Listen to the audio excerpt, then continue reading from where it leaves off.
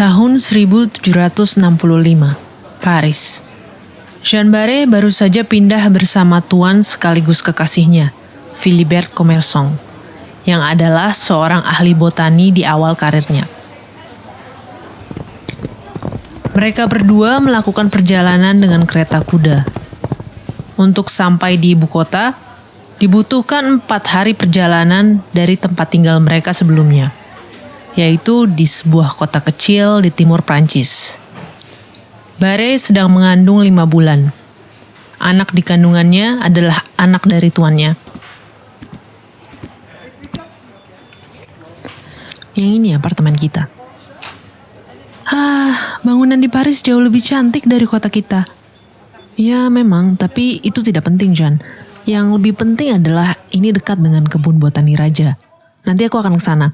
Aku dengar mereka sedang memperbesar area kebun supaya bisa mengakomodasi lebih banyak tanaman. Pasti indah sekali, semua tanaman di dunia dalam satu tempat.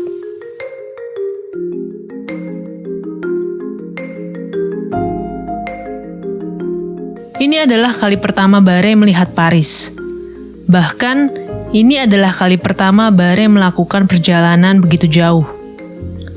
Sebagai anak seorang buruh dari kota kecil di Prancis, Barré tidak pernah pergi lebih jauh dari kemana kakinya membawa. Tidak pernah sekalipun terpikirkan oleh Jean Barré bahwa ia akan menjadi perempuan pertama yang mengelilingi dunia.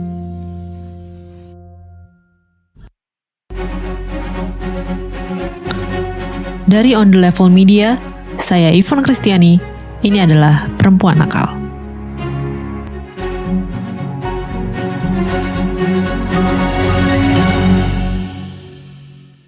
Tahun 1765 merupakan tahun yang penuh gejolak bagi Barré.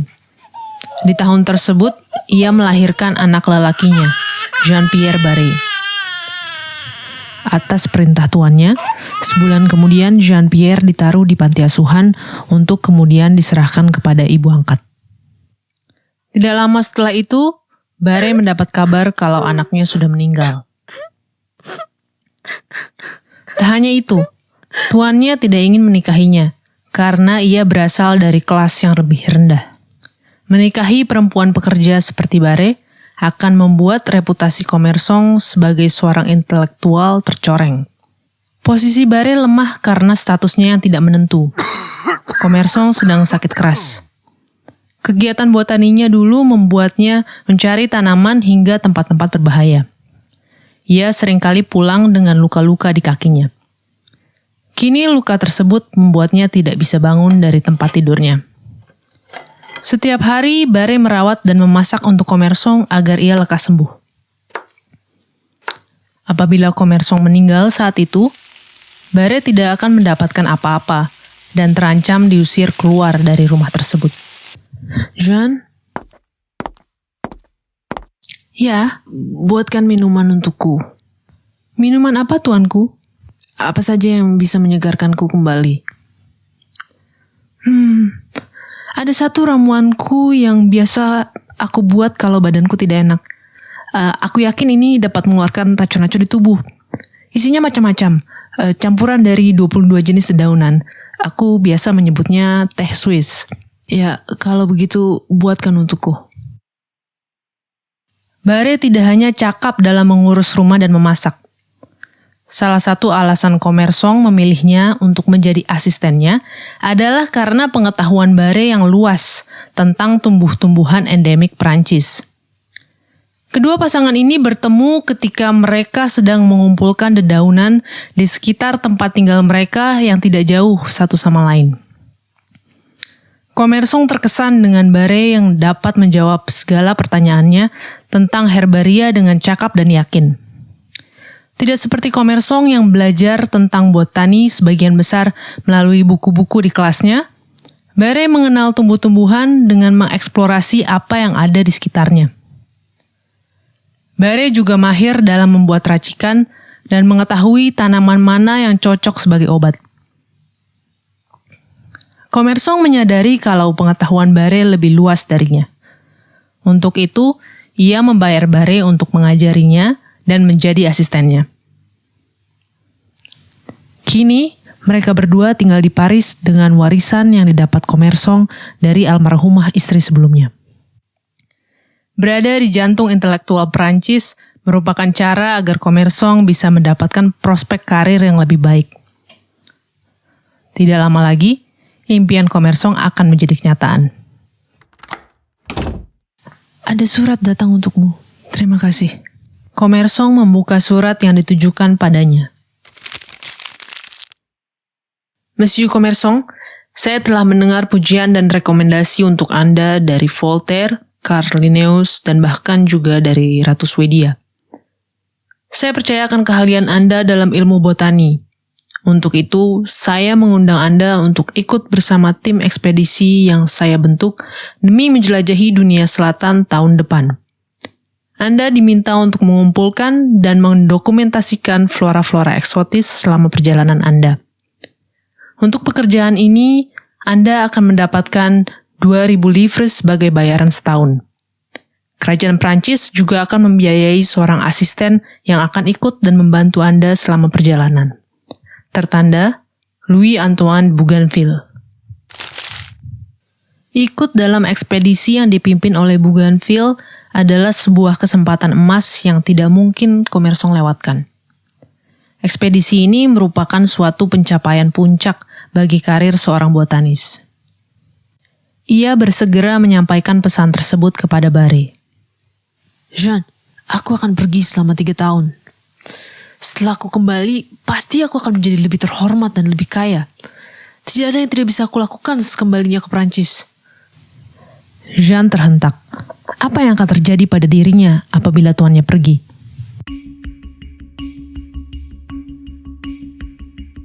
Tapi Commerson masih harus mencari siapa yang akan menjadi asistennya selama ia mengarungi samudra. Ia telah meniti karir sebagai ahli botani beberapa lama. Tidak ada kandidat yang cocok. Baginya, tidak ada yang sepintar Jean Barré dalam hal ilmu botani. Dan untuk pekerjaan penting yang dititahkan oleh raja demi kepentingan kerajaan Prancis, Commerson tidak boleh main-main. Ia melemparkan pandangannya ke Jean. Ia adalah satu-satunya kandidat terbaik.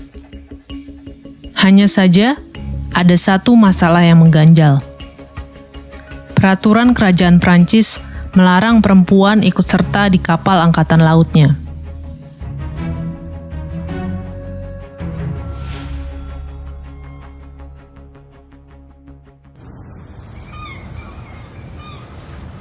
Desember 1766, Pelabuhan Rochefort, pesisir barat Prancis.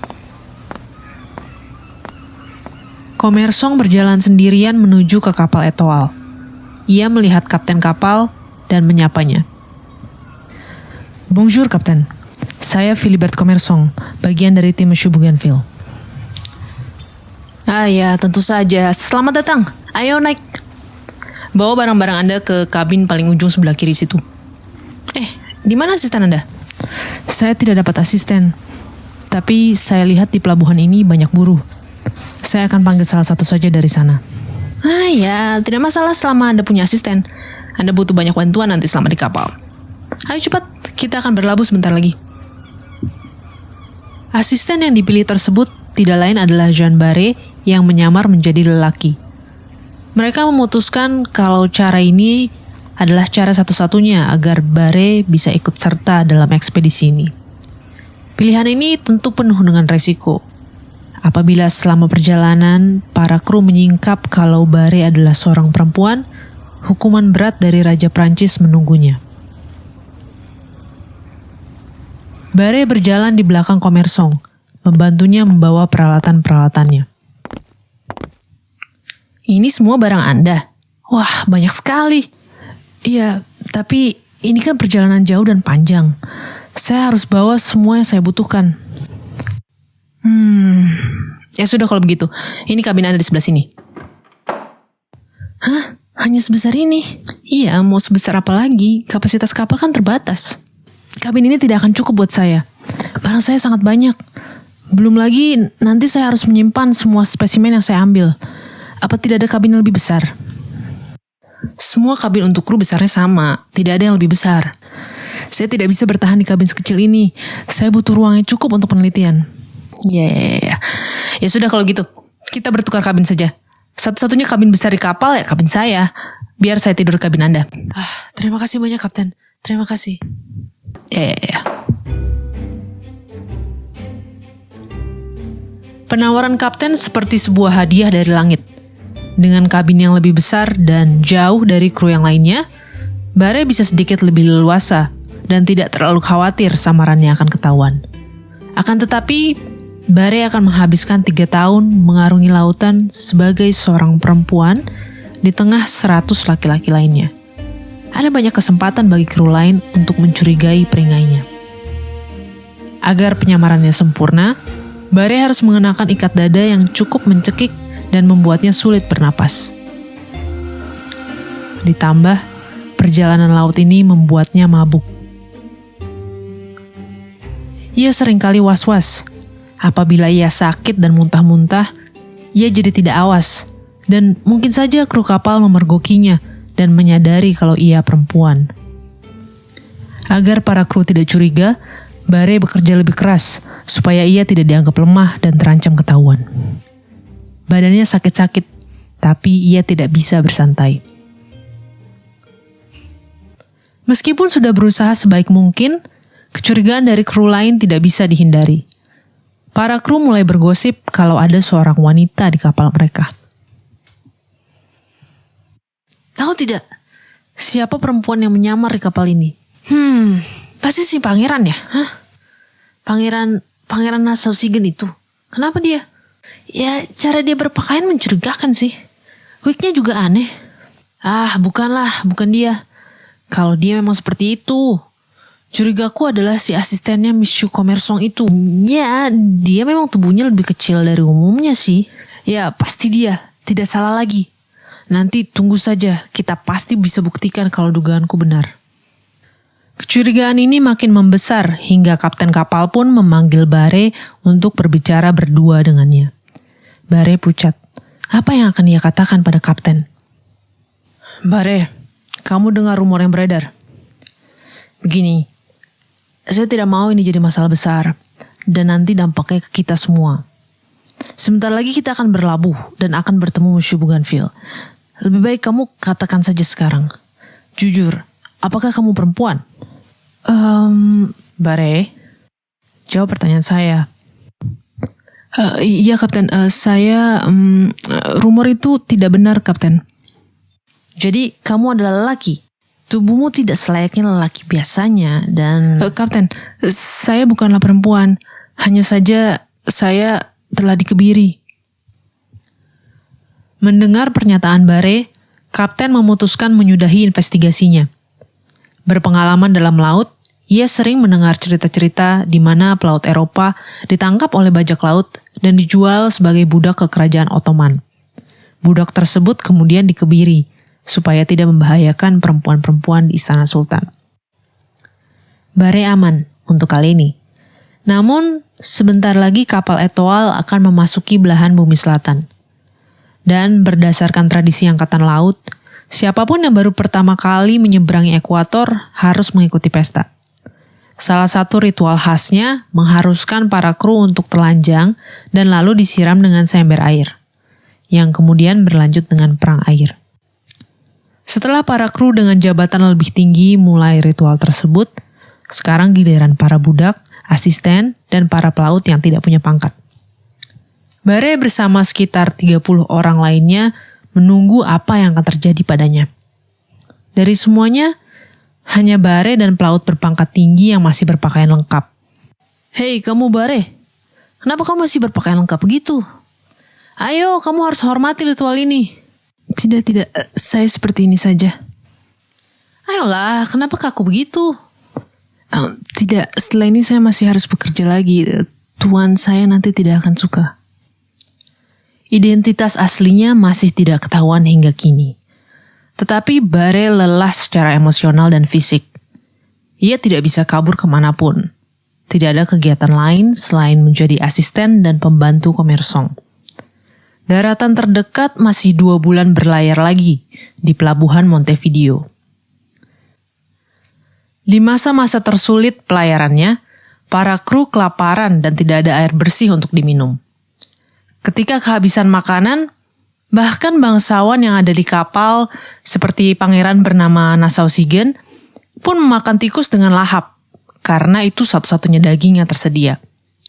Dan mereka masih akan berlayar selama kurang lebih 2 tahun lagi. Barre masih harus bertahan selama itu.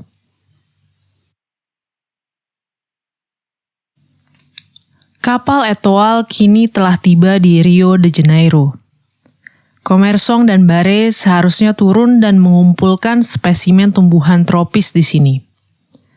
Namun, luka di kaki Commerson kambuh, sehingga ia tidak bisa turun dari kapal. Barre lah yang kemudian harus bekerja ekstra, membawa peralatan sembari mengambil dedaunan yang ia temukan di sana. Tuan, di pulau ini bervariasi sekali tumbuh-tumbuhan yang bisa aku kumpulkan. Ada banyak bahan untuk diteliti. Yang ini kita harus namakan apa? Kita sebut saja Bougainvillea untuk menghormati pemimpin ekspedisi kita.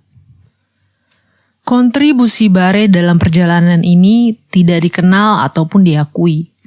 Dan selama perjalanan ini, Barre merasa sangat kesepian. Di pemberhentian selanjutnya, Barre akan bertemu seseorang yang tidak diduga-duga menjadi temannya. Pemberhentian selanjutnya adalah Tahiti. Para kru Etoile masih belum mengetahui kalau pulau ini ada di Lautan Pasifik. Sehingga mereka tidak punya ekspektasi ketika sampai di sana. Mereka terkejut karena ternyata orang Tahiti menyambut mereka dengan sangat ramah. Orang Tahiti percaya kalau dewa mereka akan datang melalui laut. Kru Etoile pun dianggap seperti dewa. Mereka tinggal cukup lama di sana. Seorang Tahiti bernama Autoru bahkan belajar bahasa Prancis dan bisa cukup cakap untuk berkomunikasi dasar. Autoru terkesan dengan orang-orang Prancis yang tampilannya sangat berbeda dengan apa yang ia biasa lihat. Rasa penasarannya membuatnya memutuskan untuk ikut bersama kapal Etoile kembali ke Prancis. Di atas kapal Etoile, Autoru melihat Barre, menunjuk ke arahnya dan memanggilnya, "Mahu." "Mau? Apa maksudnya? Kau bicara apa sih?" Biarkan saja dia, ngelantur itu sepertinya. Dalam budaya Tahiti abad ke-18, seorang lelaki muda yang ingin berpakaian dan berperilaku seperti perempuan adalah hal yang sah-sah saja. Autoru melihat Barre sebagai seorang mahu Prancis, yaitu seorang perempuan yang berpakaian dan berperilaku seperti lelaki. Kru lainnya yang tidak mengerti maksud semua ini, membiarkannya. Walaupun awalannya kurang baik, Autoru akhirnya berteman dengan Barre. Autoru melihat di diri Barre seseorang yang bisa mengajarinya dan membantunya berbaur dengan orang-orang Prancis. Autoru ingin belajar bahasa Prancis dari Barre. Selain itu, ia juga terkesan dengan penampilan orang-orang Prancis di kapal. "Jean, buat rambutku seperti mereka." "Autoru, sejujurnya aku pikir rambut mereka itu konyol. Tapi kalau kamu mau, ya sudah aku buatkan. Sini. Voila.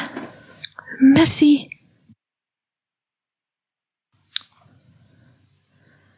Perjalanan masih panjang. Kru Etoile kini singgah di sekitar Papua Nugini.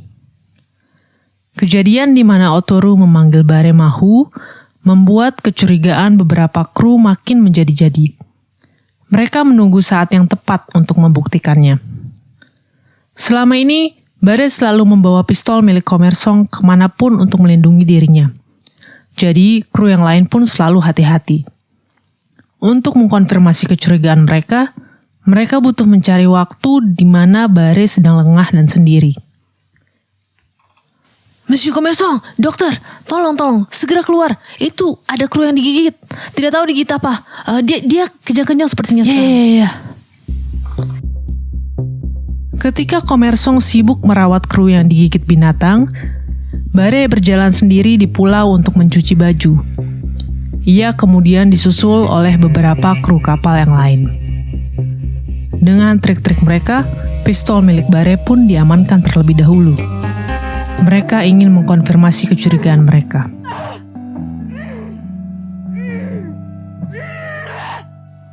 Dan kini, mereka tahu pasti kalau Barre adalah perempuan.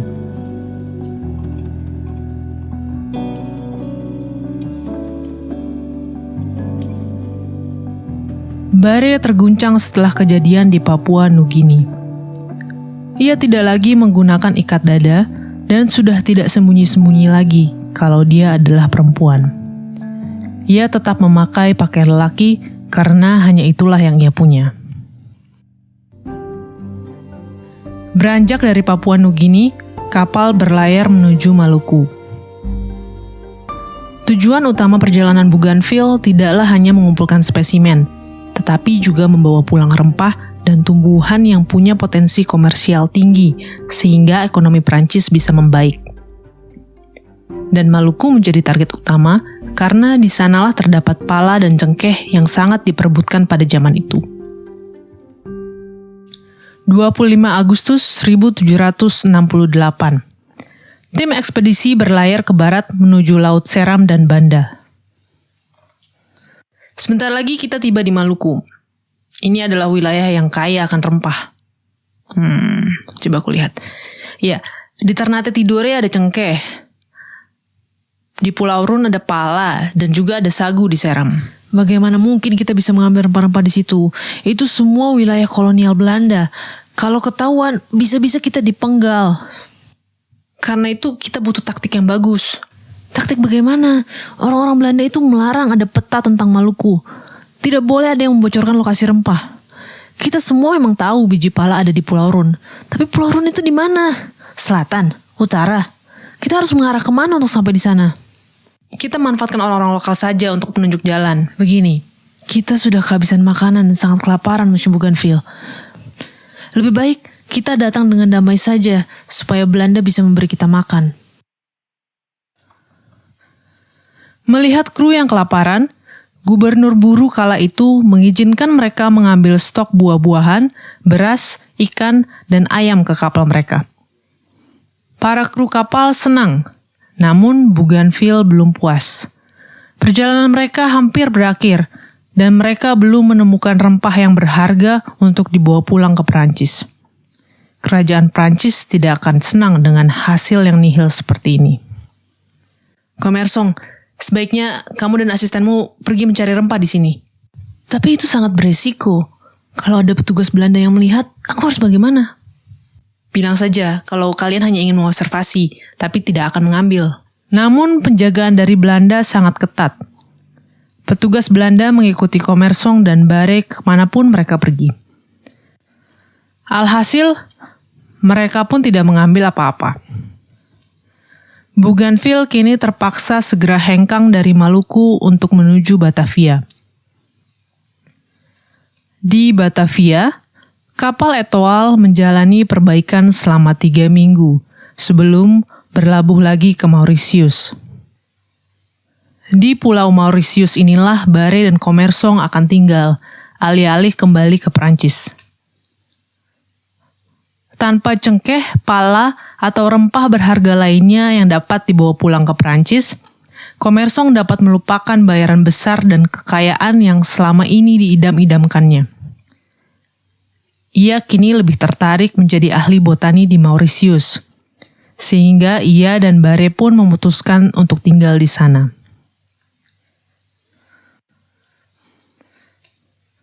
Beberapa tahun kemudian, Commerson meninggal di Mauritius. Jean Barre pun menikahi tentara Prancis bernama Duvernat.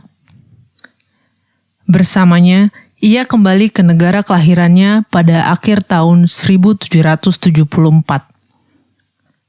Saat ia menginjakkan kaki kembali di Prancis, ia telah menjadi perempuan pertama yang mengelilingi dunia.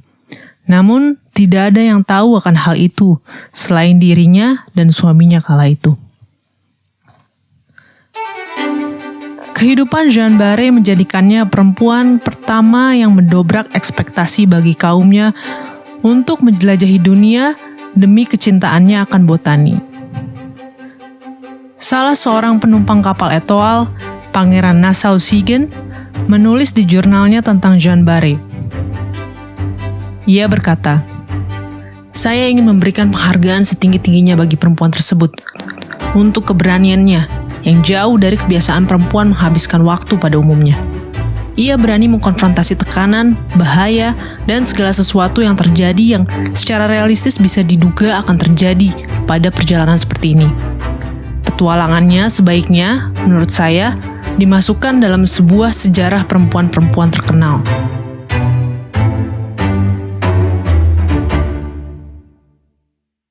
Terima kasih sudah mendengarkan Perempuan Nakal. Sebagai catatan, dialog di acara ini merupakan dramatisasi, tetapi seluruh fakta dan kejadian adalah benar, berdasarkan hasil riset terbaik kami.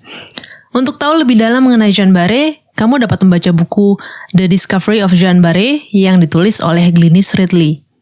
Di episode selanjutnya, kita akan mengangkat cerita Amelia Earhart, pilot perempuan yang mencetak banyak rekor yang hilang ketika sedang menerbangkan pesawatnya.